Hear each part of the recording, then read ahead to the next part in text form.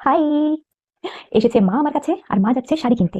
আমার শরীরটা একটু খারাপ, মানে যোগা করতে গিয়ে আমাকে এই সাইডে একটু বেশি স্ট্রেচ হয়ে গেছে অ্যান্ড আমি একটু বেড রেস্টে ছিলাম। কিন্তু মায়ের সাথে যদি শাড়ি কিনতে না যাই, আমি মহিলা সমাজের কাছে নিজের মুখটা দেখাবো কি করে? হ্যান্স আমি যাবো মায়ের সাথে আর শাড়িও কিনবো।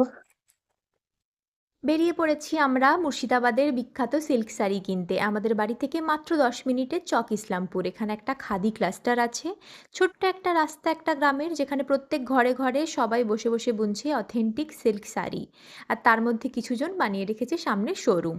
আমরা ওরকমই একটি দোকানে গিয়েছিলাম, যেখানে মোটামুটি কোয়ালিটি তো ভীষণ ভালো হয়ই, তার সাথে সারা বছর জুড়ে 25% করে অফও থাকে। আমি হিসাব করে দেখেছি, বাজারের যে কোনো বড় দোকানের চেয়ে 2 থেকে 3 হাজার টাকা কম থাকে, তবে শুধুমাত্র মুর্শিদাবাদের শাড়ি। তো আমরা প্রথম দেখতে শুরু করলাম মটকা সিল্ক, যেটা মা নেবে বলে গিয়েছিল, কিন্তু কনফিউজড হয়ে দেখতে শুরু করলো গরদ।